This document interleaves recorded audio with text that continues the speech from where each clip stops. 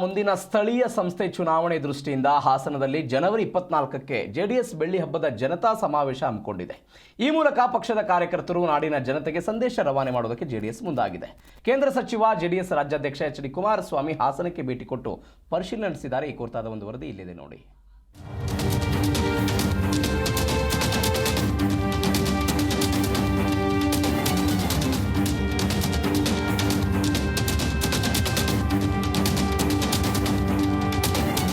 ಹಾಸನದಲ್ಲಿ ಜನವರಿ 24ಕ್ಕೆ ಜನತಾ ಸಮಾವೇಶ. ಸ್ಥಳೀಯ ಸಂಸ್ಥೆ ಚುನಾವಣೆ ಹಿನ್ನೆಲೆಯಲ್ಲಿ ರಾಜ್ಯದ ಜನರಿಗೆ ಸಂದೇಶ ಕೊಡುವುದಕ್ಕೆ ಜೆಡಿಎಸ್ ಪ್ಲಾನ್ ಮಾಡಿಕೊಂಡಿದೆ. ಸಮಾವೇಶದ ಸಿದ್ಧತೆಯ ಪರಿಶೀಲನೆಯನ್ನ ಕೇಂದ್ರ ಸಚಿವ ಜೆಡಿಎಸ್ ರಾಜ್ಯಾಧ್ಯಕ್ಷ ಎಚ್.ಡಿ. ಕುಮಾರಸ್ವಾಮಿ ನಡೆಸಿದ್ದಾರೆ.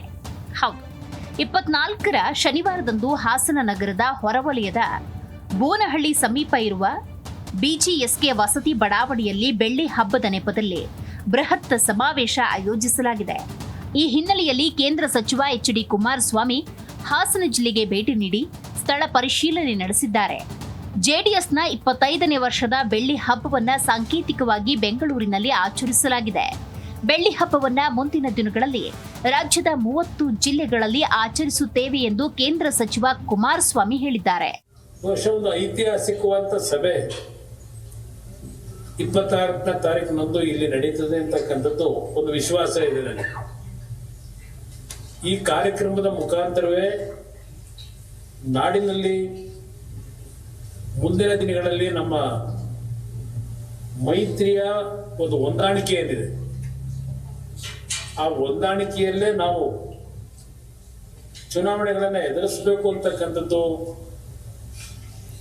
ನಮ್ಮ ಆದ್ಯತೆಗಳೇನಿದೆ. ಆ ನಿಟ್ಟಿನಲ್ಲಿ ಇವತ್ತು ಈ ರಾಜ್ಯದಲ್ಲಿ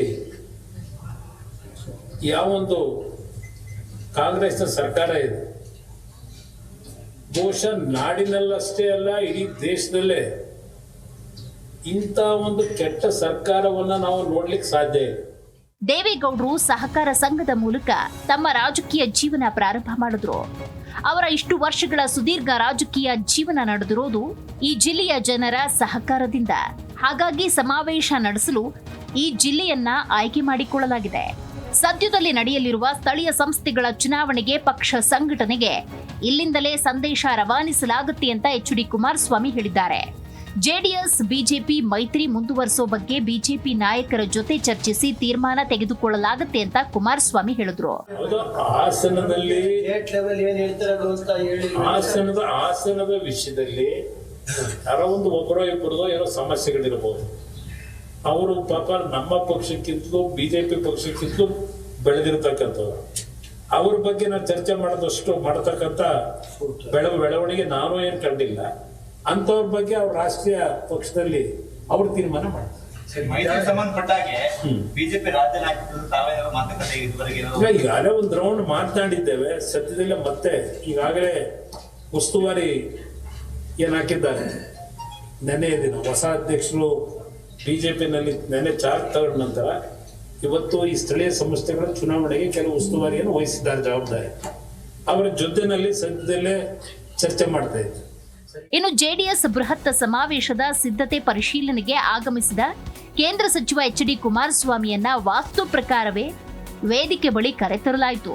ಆರಂಭದಲ್ಲಿ ದಕ್ಷಿಣ ದಿಕ್ಕಿನಿಂದ ಬಂದ ಕಾರನ್ನ ರೇವಣ್ಣ ಸೂಚನೆಯಂತೆ ಉತ್ತರ ಈಶಾನ್ಯ ಮೂಲಕ ಪೂರ್ವಾಭಿಮುಖವಾಗಿ ನಿಲ್ಲಿಸಿ ಕುಮಾರಸ್ವಾಮಿಯನ್ನ ಕರೆತರಲಾಯಿತು.